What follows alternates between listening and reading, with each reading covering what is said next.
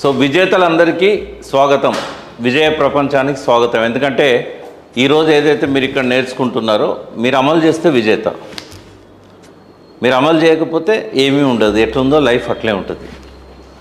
ఏదైనా ఒక కొత్త పని చేయాలనుకున్నప్పుడు ఏదో ఒకటి ఆశించి చేస్తాం. సో ఇవాళ కూటి కోసం కోటి విద్యలు అన్నారు. ఈ కూటి కోసం ఉన్న కోటి విద్యలలో బెస్ట్ విద్య నెట్వర్క్ మార్కెటింగ్లో పనిచేయడం. అంటే నా దృష్టిలో అయితే దీనికంటే గొప్ప అవకాశం ఇప్పుడున్న ప్రపంచంలో ఏ దేశంలో లేదు. నెట్వర్క్ మార్కెటింగ్ కంటే మంచి డబ్బు సంపాదించే అవకాశం కానీ, మంచిగా జీవించే అవకాశం కానీ వేరే ఎందులోనూ లేదు. అందుకే ఈ బిజినెస్లోకి ఐఏఎస్లు వస్తున్నారు. అందరికీ ఐఏఎస్ అంటే పెద్ద ఉద్యోగం కదా.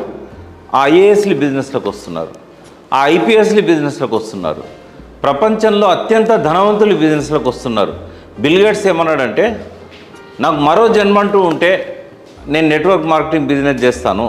ఒకవేళ క్వశ్చన్ వేశారు, నువ్వు ఒకవేళ ఈ కంప్యూటర్ కనుక్కోకపోయింటే నువ్వు ఏం చేసేవాడు? ఎందుకంటే హై స్కూల్ డ్రాప్ అవుట్ ఆయన, స్కూల్లో ఫెయిల్ అయిన వ్యక్తి. నేను ఖచ్చితంగా నెట్వర్క్ బిజినెస్లోకి వచ్చేవాడిని అన్నాడు. గొప్ప సైంటిస్టులు బిజినెస్లోకి వస్తున్నారు, గొప్ప రాజకీయ నాయకుల్లో కొంతమంది ఈ బిజినెస్లోకి వస్తున్నారు. ఎందుకు అంటే ఇది ఒక ప్యాకేజ్. బయట నీకు సాలరీ వస్తుంది తప్ప ప్యాకేజ్ రాదు. నీకు ఉద్యోగం ఇచ్చిన వాడు నీ లైఫ్ గ్యారంటీ ఇయ్యాడు, నీ హెల్త్ గ్యారంటీ ఇయ్యాడు. ఇక్కడ అన్నిటికీ గ్యారంటీ ఉంది. ఇప్పుడే పుట్టిన పిల్లవాడిని ఈ బిజినెస్లో ఉన్న ప్రోడక్ట్స్ వాడితే 150 ఏళ్ళు బతికేయచ్చు. నెట్వర్క్ మార్కెటింగ్లో ఉన్న ప్రోడక్ట్స్ వాడితే వాడు 100 ఇయర్స్ హ్యాపీగానే కాదు, 120, 150 ఇయర్స్ కూడా బతకగలుగుతాడు. అంటే మంచి హెల్త్ ఉన్నది ఇందులో. ఇవాళ ఎంతోమంది మనకు తెలిసిన వాళ్ళు క్యాన్సర్తో బాధపడుతుంటారు, హార్ట్ అటాక్స్ లాంటి ప్రాబ్లమ్స్ వచ్చి ఉంటాయి, స్టంట్స్ వేసి ఉంటారు. ఓ 30 ఏళ్ళ నుంచి డయాబెటిక్ ఉంటుంది, 20 ఏళ్ళ నుంచి బీపీ ఉంటుంది.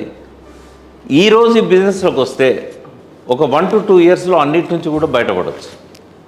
అలోపతి మెడిసిన్లో కంట్రోల్ ఉంటుంది, నెట్వర్క్ మార్కెటింగ్లో దొరికే ప్రోడక్ట్స్లో క్యూర్ ఉంటుంది. డయాబెటిక్ రివర్స్ అవుతుంది, బీపీ రివర్స్ అవుతుంది, క్యాన్సర్ రివర్స్ అవుతుంది.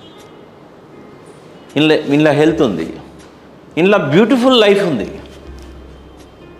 బ్యూటిఫుల్ లైఫ్ అని ఎందుకంటున్నా అంటే, లైఫ్ని ఎంజాయ్ చేయాలనుకున్న వాళ్ళకి 24 గంటలు చాలదు.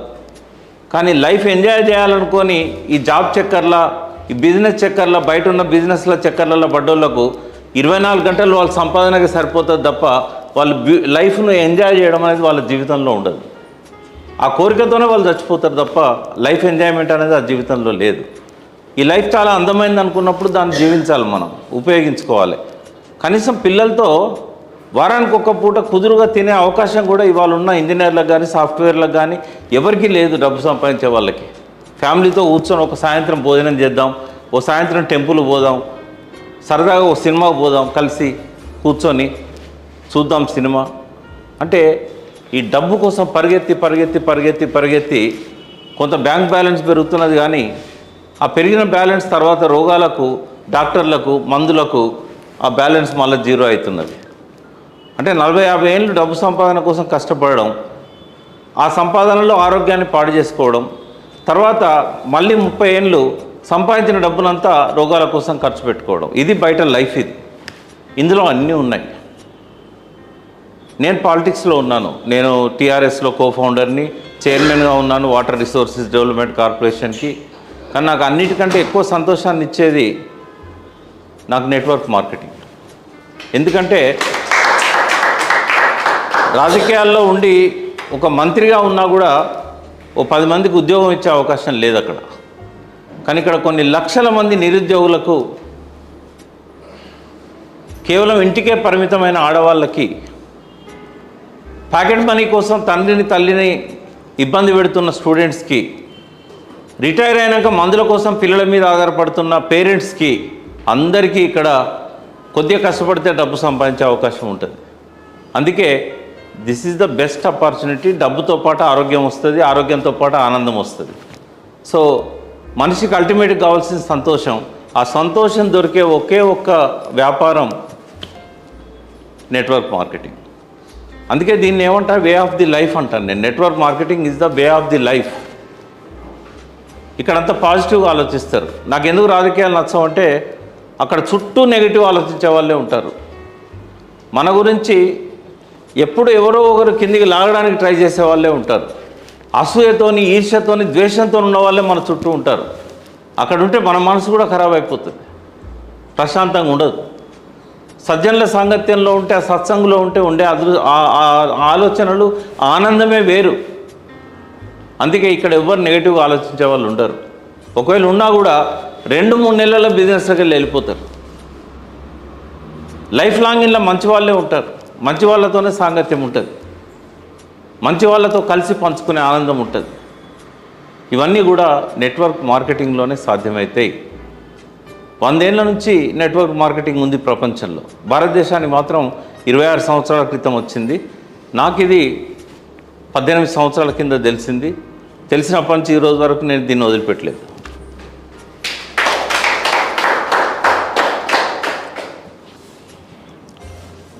దీన్ని క్వాడ్రాంగిల్ అంటారు.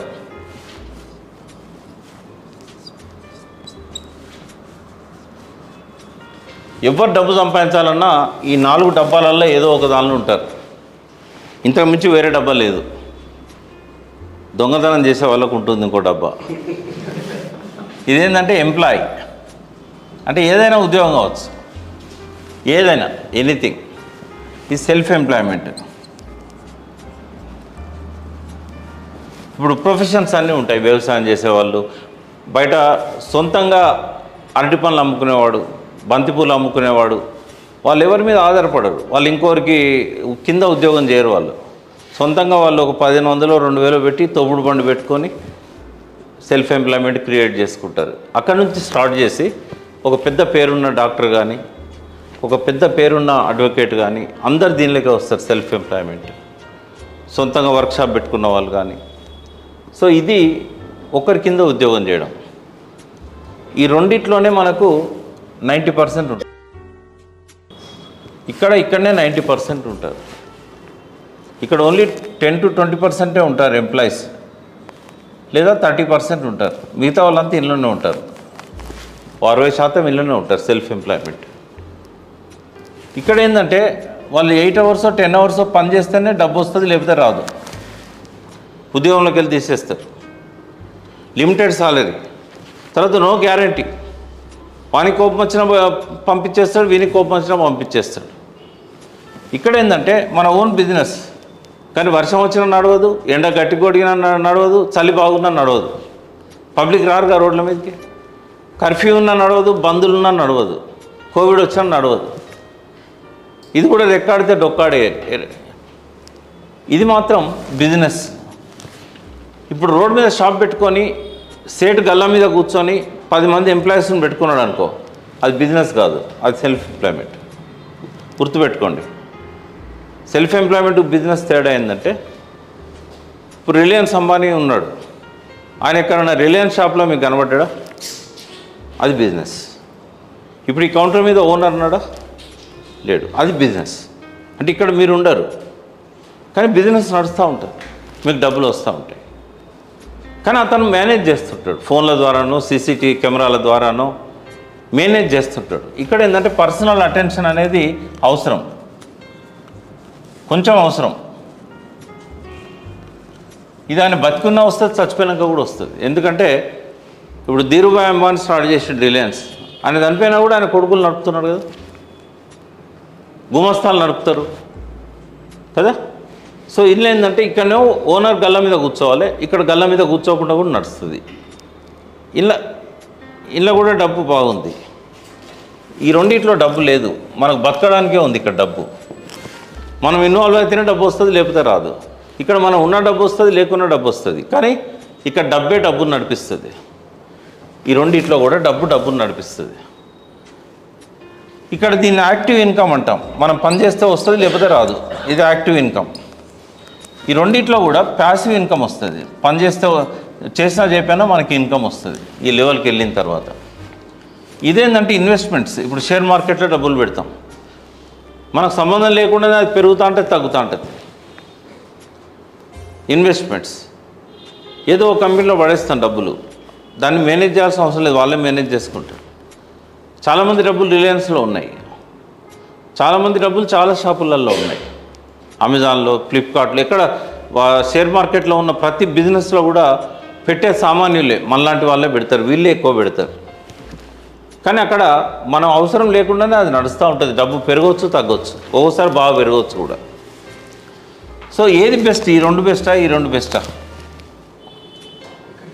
ఈ రెండే బెస్ట్. ఫస్ట్ ఏంటంటే ఇది గ్యారంటీ లేనిది, ఇది ఇంకోని కింద మనం గులాంగిరి చేయాలి, ఇక్కడ నుంచి ఇక్కడ రావడానికి ట్రై చేయాలి, సొంతంగా మన కాళ్ళ మీద మనం నిలబడడానికి. ఇక్కడ నుంచి ఇక్కడికి పోవడానికి ట్రై చేయాలా, ఇక్కడ నుంచి ఇక్కడికి రావడానికి ట్రై చేయాలా. అర్థమైంది కదా? సో ఈ సైడ్ రావాలంటే బాగా డబ్బు సంపాదించాలి, పెట్టుబడి పెట్టాలంటే.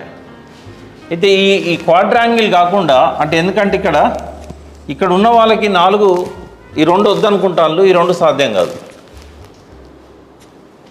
ఎంప్లాయీ ఉండొద్దు అనుకుంటున్నారు, సెల్ఫ్ ఎంప్లాయ్మెంట్ వద్దనుకుంటాను, ఇది ఇలా పోవాలనుకుంటాను, కానీ తీరని కలగానే ఉంటుంది. సో ఈ కళ నెరవేరాలంటే మనకున్న ఒకే ఒక అవకాశం network marketing. Network marketing business. ఇవాళ మీ దగ్గర 0 రూపాయి లేదు, ఇంట్లో పోలేరు మీరు. మీకు జాబ్ లేదు, ఇంట్లో పోలేరు. కొద్దిగా పెట్టుబడి కూడా లేదు, మీరు ఇంట్లో పోలేరు. కాబట్టి చాలామంది రోడ్ల మీద వేస్ట్గా తిరుగుతున్నారు, ఇంట్లోకి పోలేరు వాళ్ళు. ఏమనంటే రియల్ ఎస్టేట్ చేస్తున్నాం అంటారు, సంవత్సరం మొత్తంలో కూడా ఒక ప్లాట్ అమ్మరు. చెప్పుకోవడానికి పొద్దున్న లేవగానే ఫ్రెష్గా తయారై ఇంట్లోకి వెళ్ళిపోతారు. సాయంత్రం అయిందంటే ఎవరి దగ్గర పోయి బతిమిలాడి ఒక 500 రూపాయలు ఇరా, నేను ఇంటికి పోయి ముఖం చూపెట్టలేను, లేకపోతే ఒక 10,000 రెంట్ కట్టలేదు.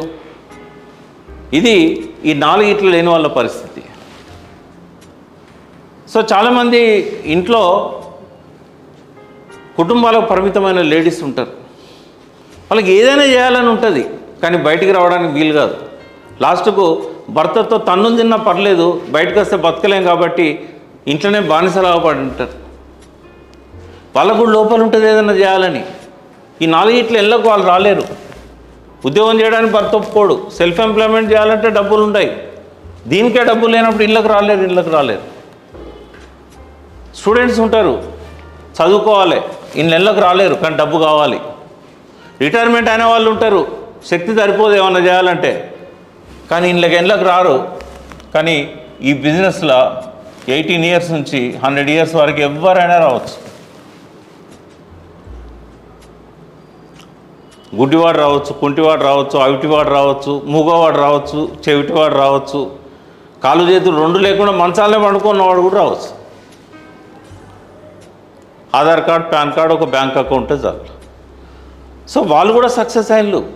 ఇప్పుడు నేను చెప్పిన వికలాంగులు, దివ్యాంగులు ఎవరైతే ఉన్నారో వాళ్ళు కూడా లక్షలు సంపాదించేటోళ్ళు ఉన్నారు ఇలా. మరి వాళ్ళే సంపాదించినప్పుడు మనకు అన్ని చక్కగా ఉన్నాయి కదా, మనం ఎందుకు సంపాదించకూడదు? సో అందుకే దీనికి సబ్స్టిట్యూట్ ఏది కాదు, నెట్వర్క్ మార్కెటింగ్కు సబ్స్టిట్యూట్ అనేది ప్రపంచంలో లేదు.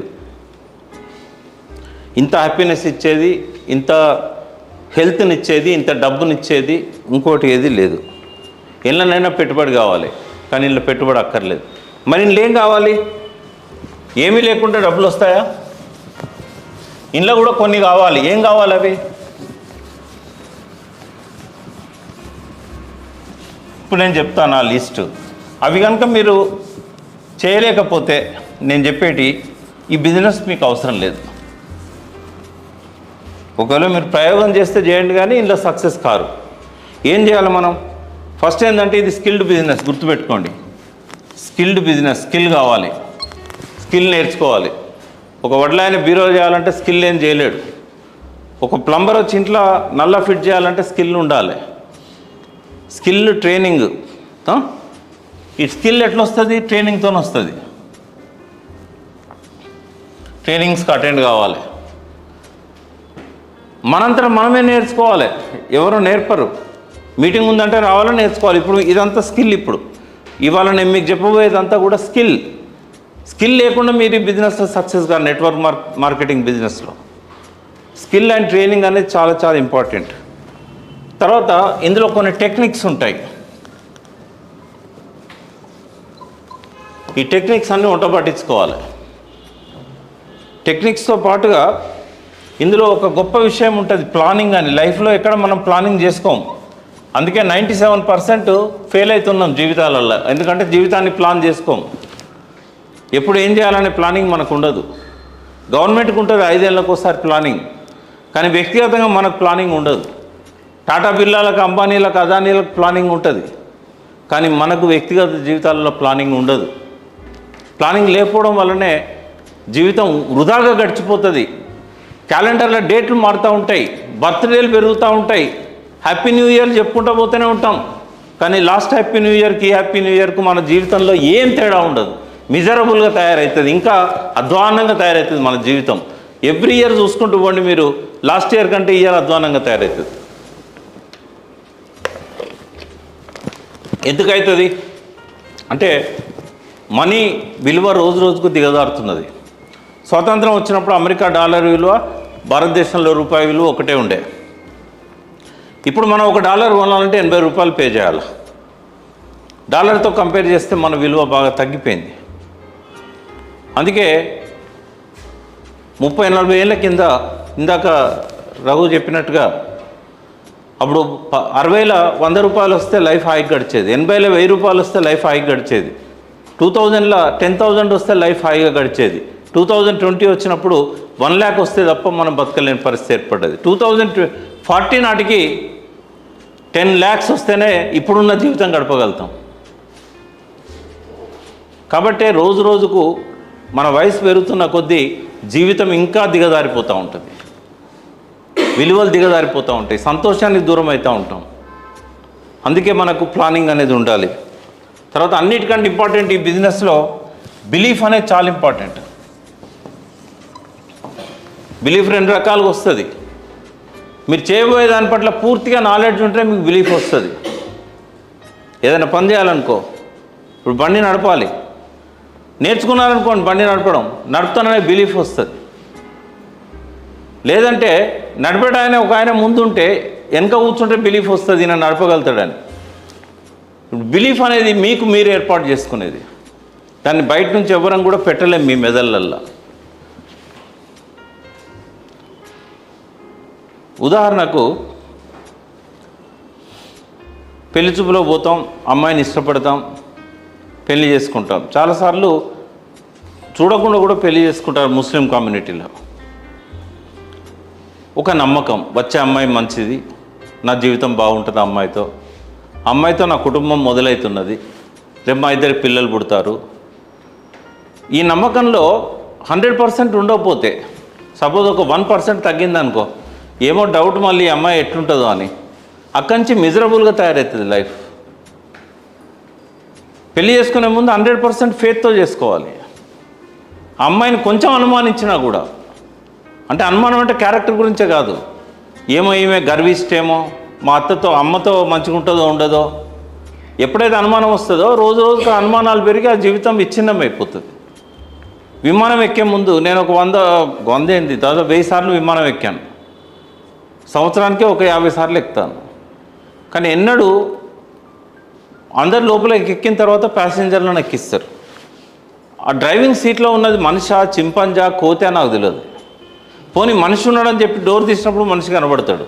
వీడు క్వాలిఫైడా లేకపోతే బిన్ లాదెన్ పంపినోడా, టెర్రరిస్ట్ పంపిన నిన్ననే సెప్టెంబర్ 11, 21 సంవత్సరాల కింద ఏమైంది? గంట సేపట్ల 5 ఫ్లైట్లు, 1 కాదు 2 కాదు, వేరువేరు విమానాశ్రయాలకు వెళ్ళిన 5 ఫ్లైట్లు పైకి లేచిన 5 నిమిషాలకు బిల్డింగ్లకు కొట్టుకున్నాయి. కొన్ని ఊలిపోయినాయి, కొన్ని బిల్డింగ్లకు కొట్టుకున్నాయి. అంటే తోలేటోడు ఎవడు? అలా కూర్చున్న టెర్రరిస్ట్. అలా కూర్చున్న 200 మంది ప్యాసింజర్లకు తెలియదు కదా ఆడ కూర్చున్నది టెర్రరిస్ట్ అని. కానీ నమ్మకంతో ఎక్కుతాం మనం. సో సెప్టెంబర్ 11 నాడు పొద్దున 9-9:30 మధ్యలో, 8:30 నుంచి 9:30 మధ్యలో 4 ఫ్లైట్లు పడిపోయినాయి, 5 ఫ్లైట్లు, దాదాపు 4-5 వేల మంది చనిపోయినారు. ఆ రోజంతా ప్రపంచంలో ఎక్కడ విమానం ఎగరలేదా? పోనీ అదే న్యూయార్క్ విమానాశ్రయం నుంచి విమానాలు పోలేదా? ఇది కూలిందని తెలిసినాక కూడా ఫ్లైట్ ఎక్కిన వాళ్ళు లేరా? అంటే ఒక నమ్మకం. రోజు కొన్ని లక్షల విమానాలు ఎగురుతున్నాయి.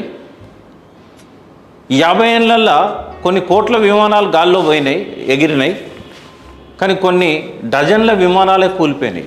టెర్రరిస్ట్ కావచ్చు, లేకపోతే ప్రమాదాలు కావచ్చు. కొన్ని కోట్ల విమానాలల్లో కొన్ని డజన్ల విమానాలు కూలిపోతే మనది ఉంటుందని ఎందుకు అనుకోవాలి? అందులో లా ఆఫ్ యావరేజెస్ అంటారు.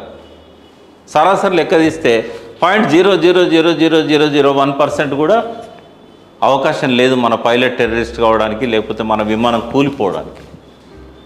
కాబట్టి ఒక నమ్మకంతో ఎక్కుతాం మనం. రోజు పొద్దున మొహం కట్టుకొని దేవుని దండం పెట్టుకుంటాం, లేకపోతే మనకు మనం మనసులో పూజ చేసుకుంటాం, బయటికి వెళ్తాం. ఎంతమంది సాయంత్రం పూట ఇంటికి వస్తున్నారు? పొద్దున అందరు బయటికి వెళ్తున్నారు కదా, ఎంతమంది సాయంత్రం పూట ఇంటికి వస్తున్నారు చెప్పండి నాకు. ఎన్ని యాక్సిడెంట్లు అవుతున్నాయి? ఎంతమంది రోడ్డు మీద కుప్పగూలిపోతున్నారు? కానీ ఒక నమ్మకం, నేను మళ్ళీ తిరిగి ఇంటికి వస్తా అని. కొన్ని వందల కోట్ల మంది రాత్రి నిద్రపోతున్నారు ఒక నమ్మకంతో, పొద్దున నిద్రలేస్తామని. కానీ కొన్ని వేల మంది రాత్రి నిద్రలోనే చనిపోతున్నారు. కానీ ఒక నమ్మకం. ఈ బిజినెస్ కూడా నమ్మకం.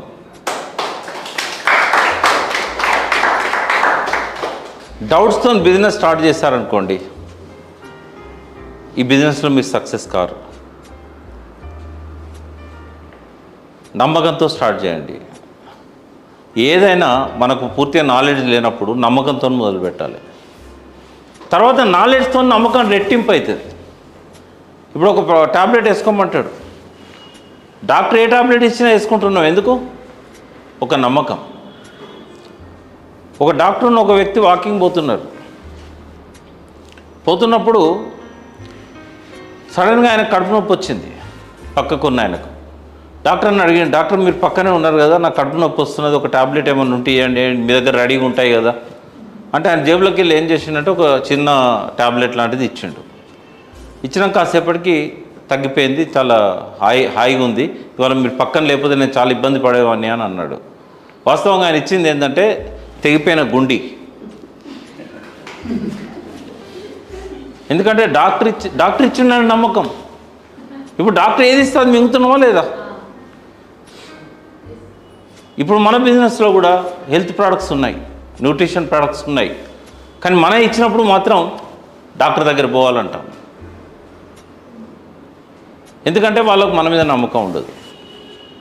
ప్రోడక్ట్ మీద అసలే నమ్మకం ఉండదు, ఎందుకంటే ప్రోడక్ట్ కొత్తది. అప్పుడు ఏం చేయాలంటే మనకు ఎవరైతే చెప్తుండ్రో వాళ్ళనన్నా నమ్మాలి. ఈయన మనల్ని తప్పుదారి పట్టియాడు, ఆయన చెప్తున్నాడంటే ఖచ్చితంగా ఆయనకు తెలిస్తేనే చెప్తాడు. ఇప్పుడు నేను 18 ఏళ్ళ నుంచి వాడుతున్నా, నా గురించి తెలిసిన వాళ్ళు నేను ఇస్తే వేసుకుంటారు. ఎందుకంటే ఈసారి మనకు మంచిగా చేస్తాడు.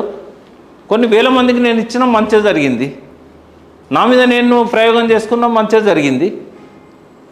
అందుకే నెట్వర్క్ మార్కెటింగ్ బిజినెస్లో ఎవరైతే మిమ్మల్ని తీసుకొచ్చి ఈ ప్రోడక్ట్స్ వాడండి, ఈ బిజినెస్ చేయండి అంటారో వాళ్ళని 100% నమ్మాలి. నమ్ముతేనే ఇది ఒక్క అడుగు ముందుకు పోతుంది. కాబట్టి నమ్మకం అనేది లేకపోతే ఈ బిజినెస్ చేయకూడదు. అన్నిటికంటే ఇంపార్టెంట్ ఏంటంటే ఇక్కడ యాక్షన్ అనేది చాలా ఇంపార్టెంట్. ఇంట్లో పని చేయకపోతే డబ్బులు రావు. చాలామందికి ఒక తప్పుడు అవగాహన ఉంటుంది. ఇంట్లో మన కింద వస్తువులు పనిచేస్తారు, మన కింద వస్తువులు పనిచేస్తే మనకు డబ్బులు వస్తాయి. కాదు, అది ఎప్పుడు వస్తాయి అట్లా? ఈ బిజినెస్లో మీరు చాలా హైట్స్ పోయినప్పుడు. ఇప్పుడు ధీరుభాయ్ అంబానీ పని చేయకపోతే రిలయన్స్ అంత పెద్దదయ్యేదా? ఇప్పుడు ముఖేష్ అంబానీ పని చేయకపోతే ఇంత విస్తరించేదా? అనిల్ అంబానీ సరిగా పని చేయలేదు, కుప్పగూలిపోయింది. పని చేయకుండా డబ్బులు రావు.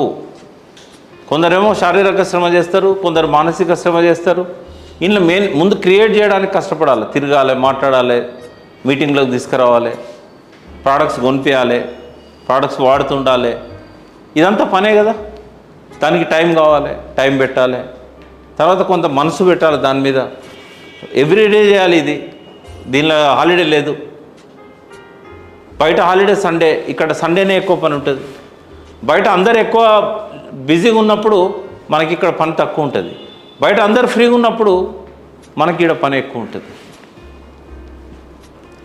అందుకే పని చేయకుండా డబ్బులు రావు. ఎవరైనా చెప్పింది అనుకోండి, మీరు నలుగురిని జాయిన్ చేయండి, వాళ్ళని వేసేస్తే డబ్బులు వస్తాయి, ఈ చైన్ మార్కెటింగు.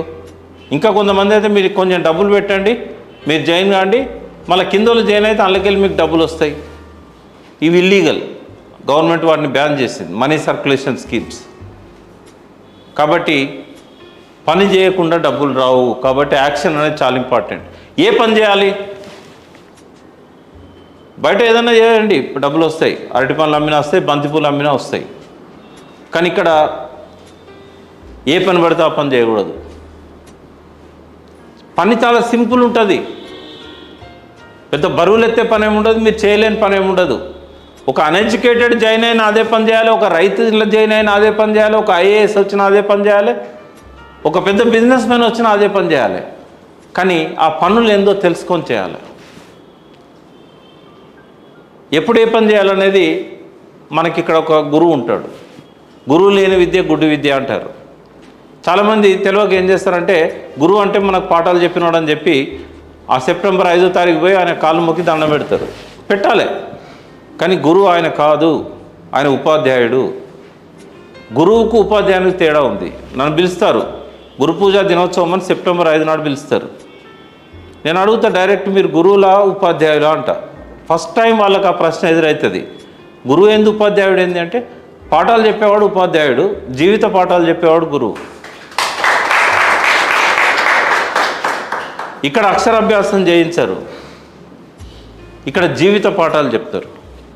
డబ్బులు ఎట్లా రావాలనో చెప్తారు, ఎట్లాంటి బట్టలు వేసుకోవాలనో చెప్తారు, ఎట్లా మాట్లాడాలనో చెప్తారు, టైంని ఎట్లా ఉపయోగించుకోవాలనో చెప్తారు, దేని మీద మనసు పెట్టాలనో చెప్తారు, ఆనందంగా ఎట్లా బతకాలనో చెప్తారు, ఆరోగ్యంగా ఎట్లుండాలనో చెప్తారు. ఎల్లప్పుడూ మన గురించి ఆలోచించేవాడే మన మెంటార్. మెంటార్ అంటే గురువు. టీచర్ మన గురించి ఎల్లప్పుడూ ఆలోచించాడు. చదువు చెప్తాడు, ఆ పీరియడ్ అయిపోతుంది, వెళ్ళిపోతాడు. ఆ సంవత్సరం అయిపోతే ఆయన ట్రాన్స్ఫర్ అవుతాడు, మనం ఇంకో క్లాస్లోకి వెళ్ళిపోతాం. జీవితం అంతా మనతో ఉండేవాడు ఎవరంటే, నెట్వర్క్ మార్కెటింగ్లో ఎవరైతే మనల్ని చేయబట్టి నడిపిస్తున్నారో జీవితం అంతా మనతో ఉంటారు.